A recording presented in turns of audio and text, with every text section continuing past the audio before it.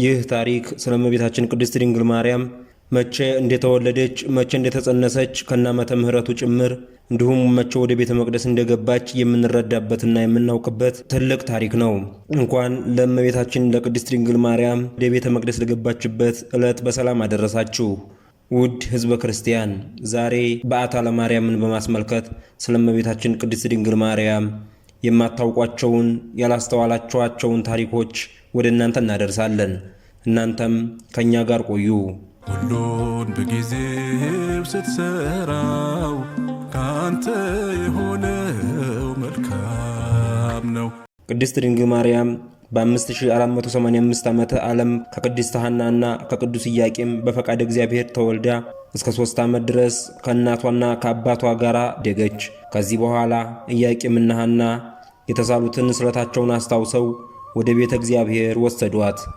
ከዚያም እንደደረሱ ሊቀ ካህናቱ ዘካርያስን አግኝተው ስለ ስዕለታቸው በነገሩት ጊዜ መጥቅ ደውሎ ሕዝቡን በመሰብሰብ የምግቧ ነገር ይያዝልኝ አለ።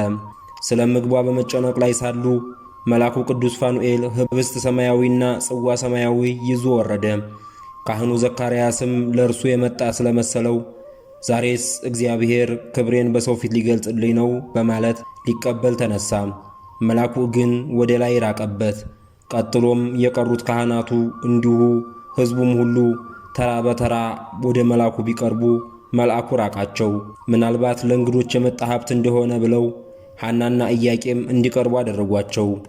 ለእነርሱም ራቀባቸው። ዘካርያስም ሐናን እግዚአብሔር የሚያደርገውን የሚያውቅ የለምና ልጅቷን ትተሽ ወደዚህ ነይ አላት።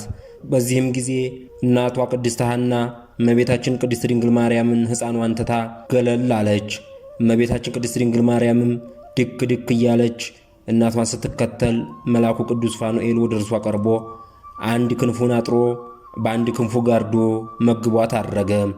ካህናቱም ይህን በተመለከቱ ጊዜ የምግቧ ነገር ከተያዘልንማ ትግባ እንጂ ብለው ደናግል ከሚኖሩበት ቦታ ወይም መካነ ደናግል አስገቧት። ቅድስት እናታችን ድንግል ማርያም ታኅሳስ 3 ቀን በ3 ዓመቷ ብፅዓት ተደርጋ ለእግዚአብሔር አገልጋይ ትሆን ዘንድ ለቤተ ክርስቲያን ተሰጥታለች። ገና በሕፃንነቷ በተቀደሰችው የአምላክ ማደሪያ ቤተ መቅደስ ውስጥ እንድትኖር ተደረገ።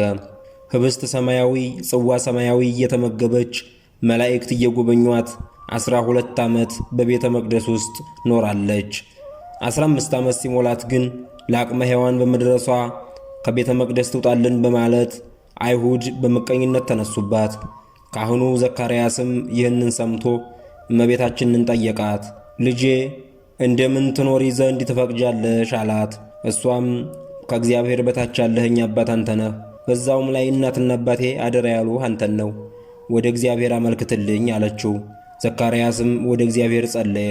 እግዚአብሔርም ከነገደ ይሁዳ ወገን ሚስቶቻቸው የሞቱባቸውን ወንዶች ሰብስበህ በትራቸውን ተቀበል፣ በቀዳማይ ሰዓተ ሌሊት በቤተ መቅደስ ውስጥ አስገብተህ ስትጸልይበት አድረህ በቀዳማይ ሰዓተ መዓልት አውጣው፣ በዛም በበትሩ ላይ ምልክትን እሰጥሃለሁ ብሎ ነገረው። እርሱም እንዳለው አድርጎ በማግስቱ በትሮቹን አውጥቶ ቢያዩ የዮሴፍ በትር አብባ አፍርታ ተገኘች። ከበትሩ ጫፍ ላይ ዮሴፍ ሆይ እጮኛህ ማርያምን ጠብቃት የሚል ጽሑፍ አገኙ። ርግብም መታ በዮሴፍ ራስ ላይ አረፈችበት። ስለሆነም ዮሴፍ እንዲጠብቃት ተወሰነ። ቅዱስ ኢያቄምና ቅድስት ሐና ዕድሜያቸው እስኪገፋ ድረስ ልጅ ሳይወልዱ ኖረዋል። በዚህም ምክንያት በሰዎች ዘንድ ይናቁ ነበር። ነገር ግን በጸሎት ተወስነውና ከልብ አዝነው ወደ እግዚአብሔር ሲማልዱ እግዚአብሔር ልመናቸውን ሰምቶ በድንግልና የነጻች የዓለም ሁሉ መዳኛ የምትሆነውን ቅድስት ድንግል ማርያምን ሰጣቸው። ቅዱሳኑ ይህችን ልጅ ለእግዚአብሔር አገልግሎት እንደሚሰጡ ተስፋ ገቡ። በእግዚአብሔር ፈቃድም ቅድስት ሐና ጸነሰች። በዓለም ሁሉ ከሴቶች ተለይታ የተመረጠችውን እመቤታችን ቅድስት ድንግል ማርያምን ወለደች። እመቤታችን ቅድስት ድንግል ማርያም 3 ዓመት ሲሆናት የቃል ኪዳናቸውን ጊዜ በማስታወስ ቅዱስ ኢያቄምና ቅድስት ሐና ታላቅ ዝግጅት አደረጉ። ከዘመዶቻቸው ከጓደኞቻቸው ጋር በመሆን እመቤታችንን አስከትለው ወደ ገሊላ ወደ ዮርዳኖስ ወዳለው ታላቅ ቤተ መቅደስ ጉዞ ጀመሩ። መንገዱን በታላቅ ዝማሬና በምስጋና አጀቡት። ታቦተም ወደ ቤተ መቅደስ ሲገባ ይዘመር እንደነበረው የጽዮንን መሰረት በቅዱስ ተራራ ላይ አጸና የሚለው መዝሙር በከፍተኛ ድምፅ እየዘመሩ ቤተ መቅደስ ደረሱ። ቤተ መቅደሱ ለመድረስ 33 ደረጃዎች ነበሩት። እነዚህም ደረጃዎች የጌታ የኢየሱስ ክርስቶስ 33 ዓመታት የሕይወት ዘመን የሚያመለክቱ ናቸው። ቅዱስ ኢያቄምና ቅድስት ሐና የ3 ዓመት ሕፃን የነበረችውን ልጃቸውን ቅድስት ድንግል ማርያምን የመጀመሪያው ደረጃ ላይ ያቆሟት። ድንግል ማርያም ግን በዘመኗ ሕፃንነት ሳይወሰን በማይታመን ኃይል እርዳታ ሳትፈልግ ሁሉንም 33ቱንም ደረጃ በራሷ ጥረት ወጣች። ይህ ድርጊት መንፈስ ቅዱስ በራሷ ላይ አድሮባት መሆኑን፣ ልዩ የመንፈሳዊ ኃይልም የተሰጣት መሆኑን አስመሰከረ። የቤተ መቅደሱ ሊቀ ካህን የነበረው ዘካርያስ ወይም የመጥምቀ መለኮት ቅዱስ ዮሐንስ አባት ከሌሎች ካህናት ጋር በመሆን በሩ ላይ ጠበቋት። ሊቀ ካህኑ በመንፈስ ቅዱስ ተጠርቶ ሕፃኗን ማርያምን ተቀበላትና በቤተ መቅደስ ውስጥ ወዳለው ከቅዱስተ ቅዱሳን ቀጥሎ ባለው ስፍራ አስገባት። ይህ ስፍራ መደበኛ ሰው የማይገባበት ለካህናት ብቻ የተፈቀደ ነበር። ይህ ደግሞ እመቤታችን ከካህናት ሁሉ በላይ የምትከብርበትንና የቃል ኪዳን ታቦት የመሆን መርሆዋን አረጋገጠ። ቅዱስ ኢያቄምና ቅድስት ሐናም ልጃቸውን በቤተ መቅደስ አገልግሎት ለእግዚአብሔር አደራ ከሰጡ በኋላ በታላቅ ሐሴትና ምስጋና ወደ ቤታቸው ተመለሱ። እዚያ እየጾመች እየጸለየች ቅዱሳት መጻሕፍትን እያነበበች ወርቅና ሐሩን እየፈተለች በንጽህናና በድንግልና እንዲሁም በቅድስና ኖረች። አባቶቻችን እንደሚያስተምሩት በዚህ ወቅት መላእክት ከመንፈሳዊ ምግብ በተጨማሪ የሰማይን ምግብ እያመጡላት ይመግቧት ነበር። ይህ ከምድር ምግብ ተለይታ ለሰማያዊ ሥራ እንደተመረጠች ያሳያል። የበዓታ በዓል የድንግል ማርያም ንጽህናና ቅድስና ለእግዚአብሔር መታዘዝና የቃል ኪዳን መፈጸም የሚያሳይ ነው።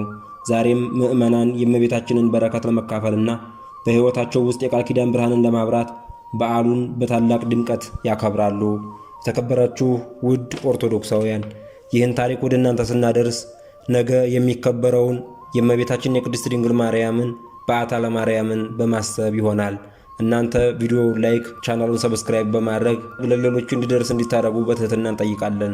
ወስብሐት ለእግዚአብሔር ወለወላዲቱ ድንግል ወለመስቀሉ ክቡር አሜን። ይቆየን። ሁሉን በጊዜው ስትሰራው